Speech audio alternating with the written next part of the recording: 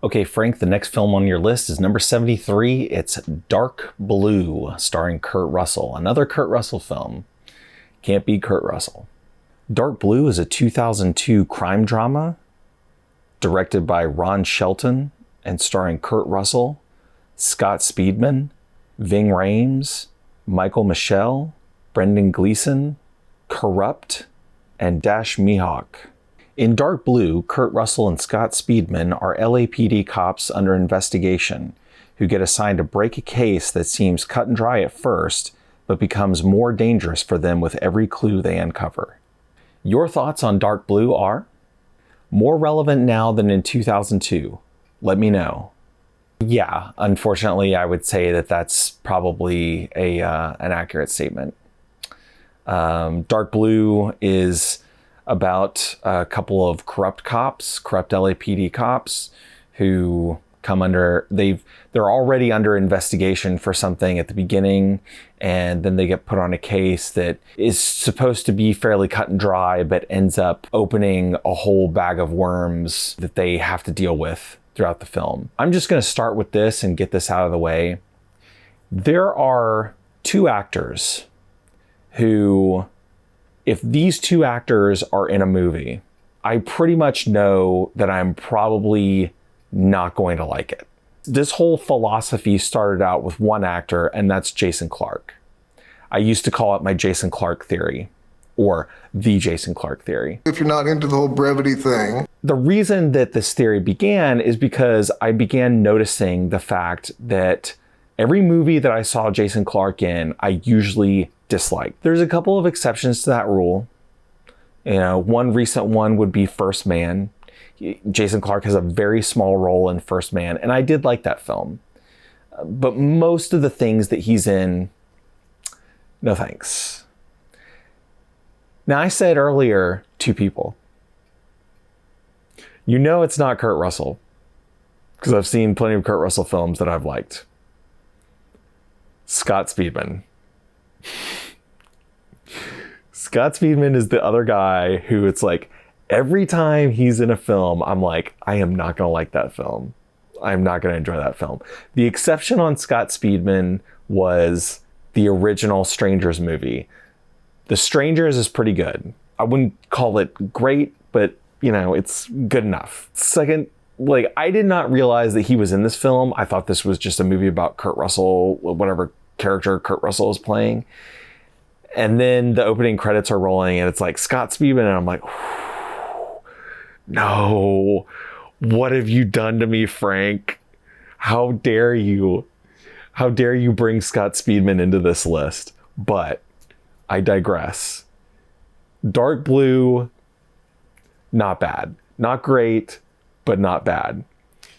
The corruption element, like you said, it's still relevant today. The racism, all of that stuff is still relevant today. And that's unfortunate because this movie is almost 20 years old now. It was released in 2002. So next year it will be 20 years old. What are we doing? You know, what are we doing? I'm not going to get off on all that. You could make a big long video about all that. But yeah, back to Dark Blue. Written by David Ayer, who did Training Day, really good movie, End of Watch, which I have not seen, Fury, which I love. I think Fury is a fantastic movie. I think part of the problem that I have with Dark Blue is the script.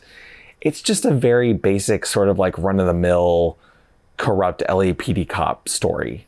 You know, I mean, there's flavor on it. You know, Kurt Russell is definitely like, his racism and misogyny and ego are definitely like turned up to 11 in this. You know, which I guess makes a good contrast with Scott Speedman, because he's not, you know, he's still a young guy. He hasn't quite gotten to that point yet, but he's moving in that way.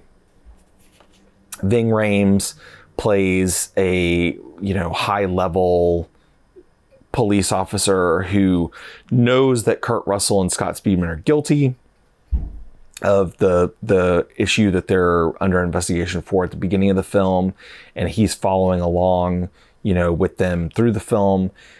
Ving Rhames, I have to say, it's a little bit of a letdown that he's not in more of this. I wish he was in more of this. But the biggest problem that I had with this film was mainly just the directing.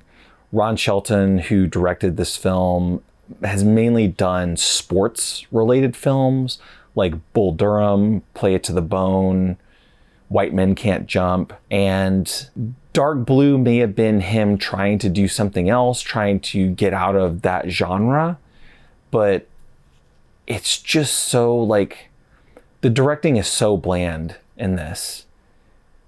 It's just like it's everything that you expect that film, that like corrupt cop film to be. There's nothing interesting about it. The soundtrack is terrible. The cinematography is kind of like bland. There's nothing really exciting about it. And you could make an argument that they're trying to have like a very, realistic, lifelike kind of cinematography. But I don't know. I didn't really like it that much, I guess. There's a point where the last like 30 or 45 minutes where it kind of becomes a redemption story, where it gets good. Not great, but it still gets good. That was the only thing that redeems it for me. You got to sit through the first, whatever it is, hour and almost an hour and a half or whatever to get to that. But once that gets going, it makes it feel like the time that you put into it is at least worthwhile. So would I recommend Dark Blue? Not particularly. The only reason that I would say for anybody to watch Dark Blue is maybe if you're watching specifically corrupt cop films, or if you're if you're a Kurt Russell completist, I guess. I wouldn't rush out to see Dark Blue at all. It was just all right. That's the best thing that I can say about it, is that it's just all right. All right, Frank, next up on your list is number 74. It's Ransom, starring Mel Gibson. This is another one of those films that was a big deal when I was a kid. Never saw it. Directed by Ron Howard. So is it going to be an A side or a B side? Let's see. You understand that.